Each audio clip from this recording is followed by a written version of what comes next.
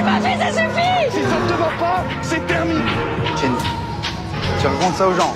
C'est moi qui suis pas Faut sincère. dire que depuis le début, j'ai pas tout fait pour que ça marche. T'as rien à foutre comme ça. Tu peux pas me faire T'en ce que as t'as fait. rien à foutre comme ça, mais je te parle, t'en bats les Tu couilles, peux pas me faire ça. Cassandra, Sincèrement, je m'en fous de toi. mais parle, ouvre-toi, dis-moi au lieu de me dire ça. Mais je te l'ai dit, Tu me je dis t'ai dit rien. tout ce que je ressens pour toi. me dis te rien. calmes. Salut à vous les amoureux et amoureuses de l'amour et bienvenue dans un nouvel épisode de Désillusions d'amour. Aujourd'hui, on va se demander pourquoi est-ce qu'on a souvent l'impression que tous les couples qu'on voit dans la télé-réalité et dans les émissions de dating show ont l'air si toxiques. Et surtout, est-ce que le mot toxique est le bon terme à employer? On a souvent l'impression, en effet, que les couples sont toujours mal assortis, passent leur temps à se disputer, à se séparer, que en gros l'amour, ça n'existe pas si on s'en tient juste à la télé-réalité. Pourquoi est-ce qu'on a ce sentiment-là? On va essayer de décortiquer un peu tout ça et on va le faire en 2 parties. Tout d'abord, on va voir pourquoi est-ce qu'on a cette impression de surreprésentation d'histoires problématiques à la télé et ensuite, est-ce que le terme toxique est vraiment le plus adapté, bien qu'il soit très à la mode, hein, mais est-ce que c'est vraiment le plus adapté pour décrire ces histoires d'amour problématiques que l'on observe souvent? Avant de commencer l'épisode, n'hésitez pas à vous abonner si cette chaîne vous plaît, si ce que je propose vous intéresse. Et je vous retrouve tout de suite pour décortiquer ce sujet.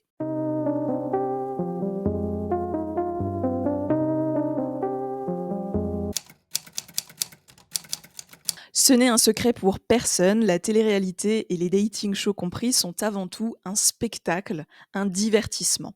Et donc bien sûr que les producteurs vont chercher le moment de la dispute, le moment du clash, le moment qui va pouvoir un petit peu garder captif l'audience, les téléspectateurs et téléspectatrices. Et que ce qu'ils ne cherchent absolument pas, c'est filmer un quotidien ennuyeux et plan-plan d'un couple où tout fonctionne. Donc ça, vraiment, il faut le garder à l'esprit. Ensuite, il ne faut pas oublier que le montage est un outil très, très puissant.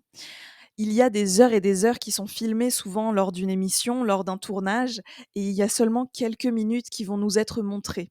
Si ces quelques minutes-là gardées sont des minutes de dispute, de tension, d'incompréhension, bien sûr qu'on aura une vision que très partielle de ce qu'est le couple vraiment réellement. Et au-delà de ça, avec une scène, avec des images d'un événement assez classique, on peut nous montrer grâce au montage une scène vraiment apocalyptique. Il suffit d'ajouter une musique un peu de tension,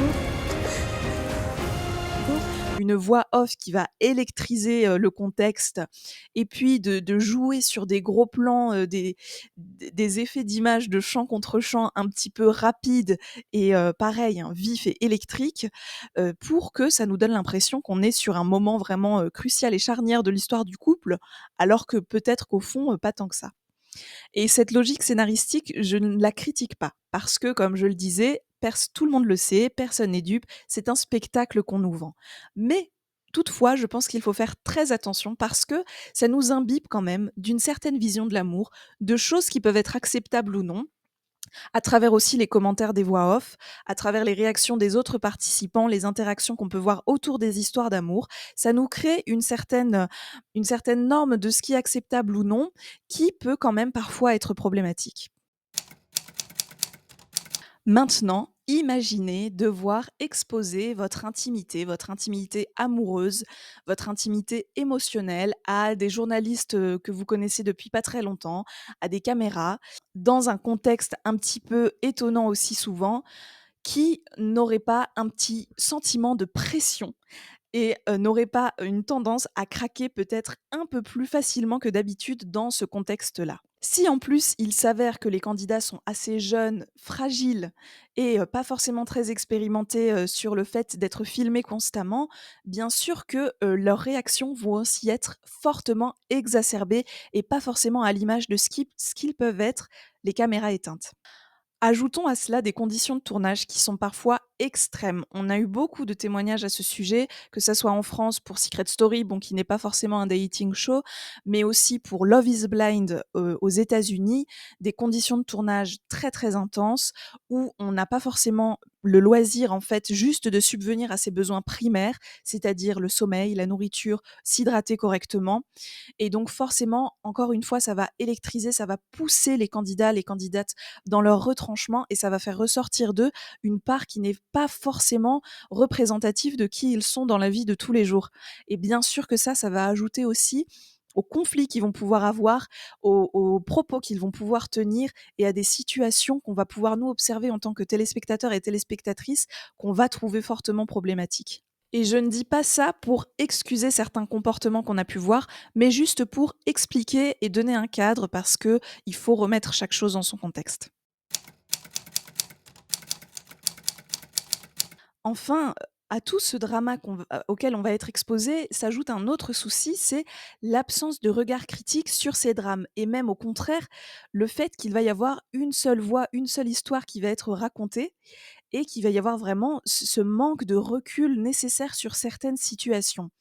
Par exemple, imaginons une situation où un homme va faire une grande crise de jalousie ou va avoir une réaction un peu extrême face au choix de tenue de sa partenaire lorsqu'elle va sortir en soirée et que lui ne va pas y aller. On va nous présenter ça comme une preuve d'amour. On va nous présenter ça comme un signe d'une relation qui fonctionne bien. Parce que c'est peut-être aussi ce que les candidats vont dire à ce moment-là, parce que c'est dans leur représentation à eux. Mais c'est là qu'intervient le problème de l'absence de regard critique, c'est que ce n'est pas une preuve d'amour. C'est déjà problématique comme comportement. Et jamais ça ne va être dit. Alors je trouve que ce discours qu'on peut avoir avec un regard critique a été tenté d'être apporté dans Mariés au premier regard, où on a les expertes qui viennent nous apporter justement un peu de contexte parfois et de critique sur les comportements des participants et des participantes. Par exemple, ils vont nous dire: tiens, ben là, elle panique parce que ça lui rappelle d'anciennes histoires qu'elle a vécues, etc. Et je trouve que c'était une très très bonne idée. Malheureusement, souvent, ces interventions critiques vont être un peu utilisées par la production pour comme une voix off en fait et pour raconter l'histoire qu'ils ont envie de raconter, pour renforcer leur storytelling tout simplement et plus vraiment comme un vrai regard critique sur la situation. Et pour moi, c'est vraiment là que la télé-réalité peut devenir un terrain glissant. Parce que on n'a pas de contre-champ, on n'a pas de recul et on va venir nous présenter certains traits très problématiques comme des normes et des évidences amoureuses. Et la télé va participer à cette validation de comportements toxiques à force de les répéter sans jamais les interroger. Pourquoi je n'aime pas forcément qu'on utilise ce mot toxique ? Bon, déjà parce qu'à chaque fois que quelqu'un le prononce, j'ai la chanson de Britney Spears dans la tête, mais bon, ça c'est pas le sujet de la vidéo aujourd'hui, mais aussi parce que en fait, c'est un mot qui est devenu un réel fourre-tout. Et dedans, on va regrouper des situations anodines et des situations de violence. Et ça, c'est très problématique parce que du coup, on ne fait plus de distinction entre les deux. Toutes sont sur la même gravité, elles sont toxiques et on va pas pouvoir comprendre les choses correctement et apporter des réponses surtout. Ce mot toxique quand même est de plus en plus présent dans la télé-réalité et notamment les dating shows, lorsqu'il y a une situation dysfonctionnelle, qu'il s'agisse de violence ou non, mais il y a aussi en même temps que l'évolution du terme toxique, une certaine romantisation de la toxicité d'une relation. Toxique, c'est devenu le nouveau passionnel. Une relation toxique va être assimilée à une relation passionnelle, une relation très forte et tortueuse à vivre, où l'amour est plus fort que dans n'importe quelle autre relation et où du coup, on peut accepter quelques épines avec la rose parce que la rose est si belle. Et il faut se débarrasser de ce terme toxique parce que non, on ne doit pas accepter une relation avec des violences et ça, si on ne dit pas le mot violence, c'est plus difficile aussi à faire passer. Pour moi, vraiment, ce mot toxique vient recouvrir des situations de violence, que ça soit des violences physiques, des violences psychologiques, des violences financières ou de tout ordre dans une relation amoureuse. Et j'ai plusieurs exemples à vous présenter pour venir un petit peu étayer cette affirmation-là. Le premier exemple auquel je pense, c'est le couple qui sont maintenant séparés de Ilona et Julien Bert. Si ça ne te va pas, c'est terminé. Jenny, tu racontes ça aux gens. beaucoup comme ça parce que... Ça fait 5 mois. Mais 5 mois de Tu quoi? fais que me le dire. Mais tu fais que... Ils ont eu une relation que dès le début, on nous a présentée comme extrêmement intense et passionnelle, une relation très forte, l'amour avec un grand A, alors qu'en fait, dès le début de leur relation, il y a eu des violences dans leur couple, en fait, que Ilona a subies de la part de Julien. On a notamment eu des scènes très choquantes maintenant quand on les regarde. Elles l'étaient déjà à l'époque, mais maintenant elles le sont encore plus. Lors du tournage du Reste du Monde, où ils venaient de se séparer, où ils s'étaient remis ensemble, ils étaient dans une phase compliquée de leur histoire, et où en fait, Ilona était réellement une femme victime de violences de la part de son conjoint ou ex-conjoint, et où on nous a présenté en fait un couple où finalement c'était Julien, l'homme rejeté, et donc, en fait, il y avait une sorte d'équivalence entre leurs comportements. Chacun des deux était toxique pour l'autre. Le mot toxique vient apporter un petit peu ce partage des responsabilités de la violence dans le couple. Alors que là, quand Ilona a pris la parole suite à sa rupture sur YouTube, elle a bien expliqué les mécanismes dont elle a été victime et elle a réellement été victime de violences économiques, de violences psychiques, de violences physiques aussi. Et elle a vécu un enfer tout simplement qui a été malheureusement maquillé et banalisé par des passages télévisés où on nous a présenté cette histoire comme un amour trop fort pour être sain. Et c'est un des premiers problèmes du mot toxique, c'est que à la fois il est romantisé comme je le disais, mais aussi il va venir partager et déresponsabiliser la personne auteur des violences. Il y a un deuxième exemple que j'ai en tête, ça va être le couple de Mildred et Tiffany qui étaient participantes de Ultimatum Queer Love saison 1, donc qui a été diffusé sur Netflix. C'était un couple pareil qu'on nous a présenté comme passionnel, vraiment toxique, le mot a sûrement été utilisé à un moment aussi, et elles ont dit à un moment qu'elles se séparaient presque tous les 2 jours, mais elles avaient quand même volonté de continuer ensemble puisque l'idée d'Ultimatum, c'est de repartir mariées ou séparés. Et en fait, on nous a présenté donc ce couple un petit peu qui avait des hauts et des bas, qui avait beaucoup de tempérament. On nous l'a présenté vraiment comme voilà un couple passionnel, fusionnel, avec où parfois il y a des étincelles, mais ça fait partie de leur vie. On avait donc ce discours un petit peu de couple toxique, mais en même temps romantique.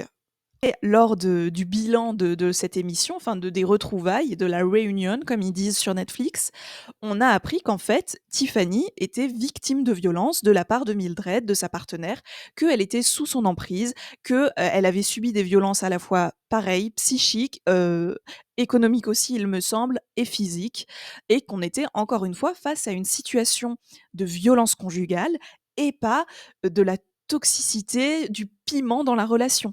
Et donc, disons les termes, disons les termes. Et le dernier exemple que j'ai, qui est plus récent, mais qui est aussi sur Ultimatum, saison 3 cette fois, qui est sorti sur Netflix en janvier, je crois, enfin, il n'y a pas très longtemps.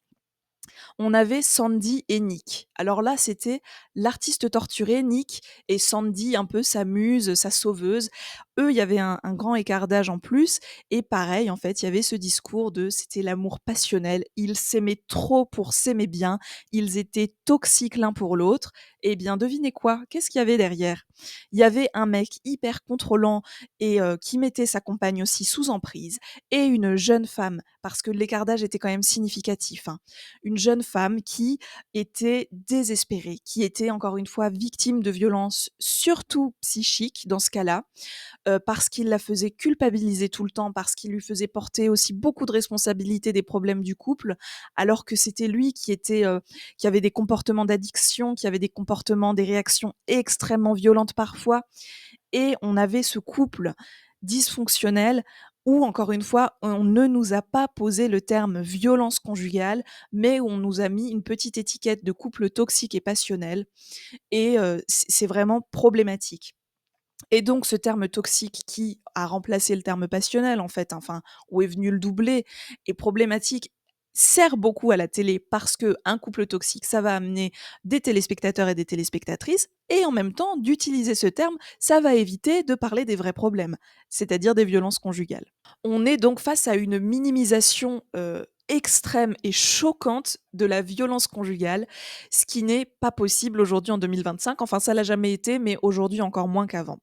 Et du coup, ce que je vous encourage à faire, si jamais vous connaissez pas, il existe une chose qui s'appelle le violentomètre. Et ce violentomètre, en fait, il nous permet on a une liste de comportements qu'on peut trouver dans une relation, que ça soit la nôtre ou celle de personnes, dans des productions culturelles, donc dans un film, dans un livre, dans une émission de télé-réalité, où on va pouvoir un petit peu essayer d'évaluer la gravité de l'emprise qu'a notre partenaire sur nous et de la violence de ce comportement-là grâce à ce violentomètre. Et du coup, en fait, moi, je trouve ça vraiment chouette parce que moi, ça nous permet de venir apporter nous-mêmes, en fait, ce regard critique que nous proposent pas les productions parce qu'elles n'ont aucun intérêt à le faire pour le moment. Et je conclurai donc en disant que, voilà, ce terme toxique est toxique.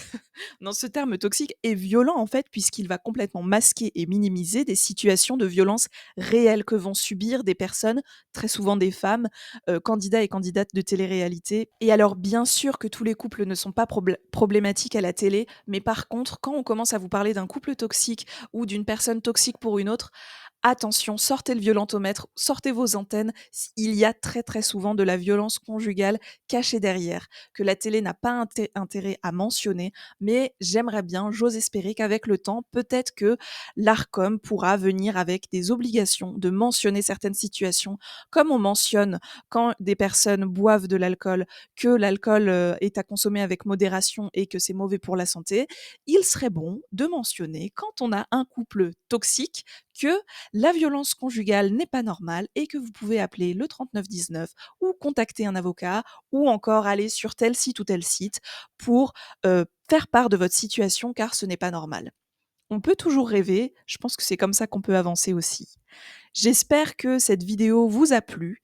N'hésitez pas à me partager votre avis sur la question et si vous avez en tête un autre exemple de couple qu'on nous a vendu comme passionnel ou toxique alors que clairement il y avait de la violence conjugale derrière, mettez-le en commentaire, qu'on se rappelle un petit peu tout ce qu'on nous a, tout ce qu'on nous a raconté de faux. On peut se faire berner facilement, même si on n'est pas naïf. Alors si vous avez envie de continuer à réfléchir avec moi sur des sujets comme ça, n'hésitez pas à vous abonner à ma chaîne. Et si vous avez envie aussi de me lire toutes les 2 semaines, je vous invite à vous abonner à ma newsletter Courrier du fond du cœur. Et en plus, vous pourrez télécharger un petit cahier de jeu pour l'été spécial Love Coach de Canapé.